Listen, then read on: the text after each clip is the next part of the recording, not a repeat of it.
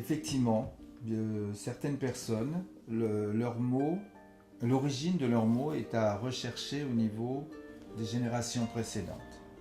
Je veux dire par là que des aïeux, arrière ou arrière-grands-parents qu'on n'a jamais connus ont pu vivre des choses et qui n'ont pas été forcément verbalisées, reconnues, et l'effet va se retrouver 2 ou 3 générations après. C'est ça la thérapie transgénérationnelle. L'un des auteurs les plus connus sur la thérapie transgénérationnelle, c'est Anne-Lancelin Schutzenberger, qui a écrit notamment son livre Aïe mes aïeux. Et dans ce livre notamment, elle donne un exemple que je reprends souvent avec les patients parce qu'il est très significatif. C'est l'histoire d'un enfant qui fait des crises d'asthme un mois dans l'année. Régulièrement, il a toujours des crises d'asthme et il y a un soir dans ce mois-là où la crise est tellement importante que les parents sont obligés de le conduire au SAMU et ils ont très peur pour sa vie. Et ça se reproduit depuis pas mal de temps, jusqu'au jour où il décide de consulter une psychothérapeute, Anne-Lancelin Schutzenberger. Et elle va reprendre un petit peu toute la généalogie de l'histoire de cet enfant et elle va faire 2 découvertes. La première, c'est qu'elle s'aperçoit que tous les bulletins d'hospitalisation pour son asthme, c'est toujours en février de la même année.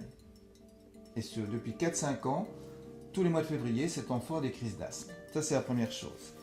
Et quand elle recoupe le jour où il est hospitalisé, dans ce mois-là, elle découvre que chaque année, c'est toujours le 23 février de l'année où il va se retrouver hospitalisé.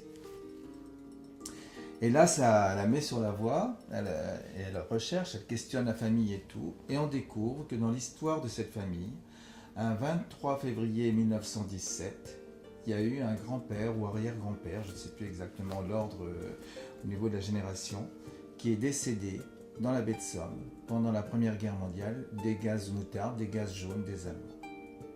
Alors, comment ça a été vécu? Est-ce que ça a été une souffrance tellement importante, ce deuil, que ça n'a jamais pu être communiqué, exprimé, verbalisé aux générations suivantes? N'empêche que cet enfant, 2 ou 3 générations après, manifeste ses symptômes, ses crises d'asthme, et avec cette période de février de chaque année. Voilà. Et on en est tous là. C'est pour ça d'ailleurs que le Ho'oponopono, cette méthode, c'est une croyance hawaïenne, mais qui est beaucoup utilisée en Europe maintenant. C'est aussi pour nous délivrer, demander pardon à la limite pour tout ce qui a pu être vécu par nos aïeux. C'est une sorte, c'est une demande de pardon. Les 4 mots du Ho'oponopono qui sont très connus, c'est désolé, pardon, je t'aime, merci.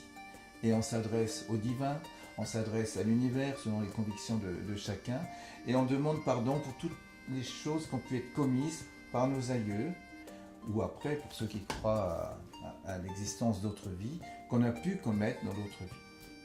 Voilà, le Ho'oponopono est... Alors ça je le dis parce que j'en savais rien depuis quelques mois encore, c'est le retour de mes patients quand je leur donne ces 4 mots, quand ils le font vraiment. J'ai des retours, alors là récemment, extraordinaires de 3 personnes qui m'ont dit que ça les a vraiment apaisés et libérés, alors que c'était des personnes qui n'allaient pas bien. Donc ça c'est encore une autre méthode.